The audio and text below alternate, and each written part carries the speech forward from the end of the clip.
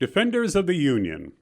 The Civil War began in April 1861 and ended in April 1865.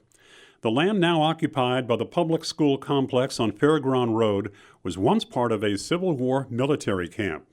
In August of 1861, the 1st Vermont Regiment reported to this site to set up camp and muster out of the Army. The soldiers had served their 3-month enlistment by defending Washington, D.C. from Confederate attack, and then camped in Brattleboro for a few weeks to receive their pay and complete paperwork connected with leaving the military. The regiment was led by Brattleboro's General John Phelps. The local newspaper reported, "The regiment is encamped on the fairground about 1 mile south of the village. The field is very level, the grounds are ample, and the soil is dry and sandy, yet covered with a beautiful turf. Water in sufficient quantities is available. The soldiers express themselves much pleased with their location and accommodations." On September 3, 1861, Brattleboro's Frederick Holbrook was elected governor of Vermont. Later in September, the 4th Vermont Regiment was the first to muster in at the Brattleboro Fairground site. Most of the soldiers in the 4th Regiment were from the Brattleboro area. A book entitled A Very Fine Appearance by Donald Wickman chronicles the Civil War experiences of Brattleboro's 4th Regiment. After Frederick Holbrook became governor, all remaining Vermont regiments were formed in Brattleboro, and most of them mustered out of military service in Brattleboro as well. Volunteers and draftees would report to Brattleboro to join and train before taking the train south to the war. Between 1861 and 1865, Governor Holbrook estimated that 13,650 soldiers mustered in and out of the Brattleboro military camp. The local newspaper reported that Brattleboro was chosen as Vermont's main military camp because it was close to the railroad depot and also near 2 major food producers, George Clark's dairy and produce farm, and William Richardson's cattle operation and slaughterhouse. Venter's Brook was a nearby clean water supply. The brook fed into a pond which pumped fresh water to a reservoir on the southern edge of the camp. Late in 1861, the Brattleboro military camp became semi-permanent. Governor Holbrook ordered sectional barracks from a manufacturer in Burlington, Vermont. The barracks were loaded on trains and delivered in Brattleboro.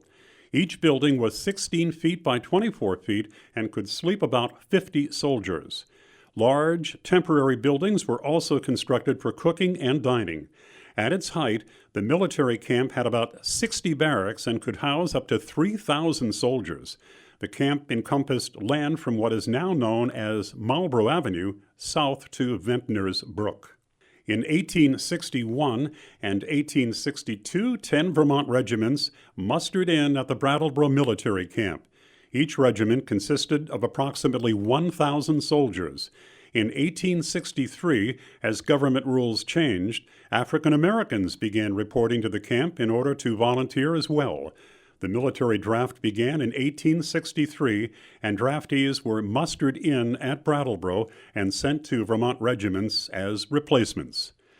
Late in 1862, Governor Holbrook traveled to Washington, D.C. to meet with President Lincoln and Secretary of War Stanton.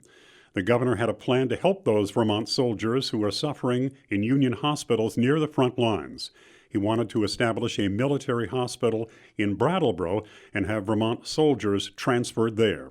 He argued that Vermont soldiers would benefit from the familiar surroundings, and families would supplement appropriate medical care with love and understanding not found near the front lines.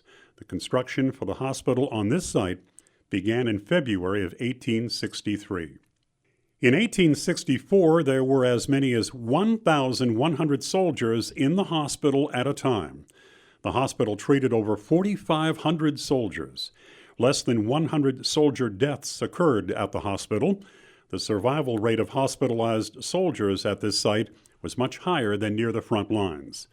In 1866, most of the military buildings were sold, dismantled, and relocated.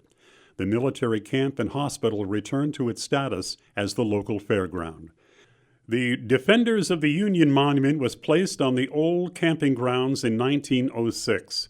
At the dedication, Congressman Kitteridge Haskins said, "We dedicate this monument as a sponsor for human rights and a protest against human wrongs in every nation."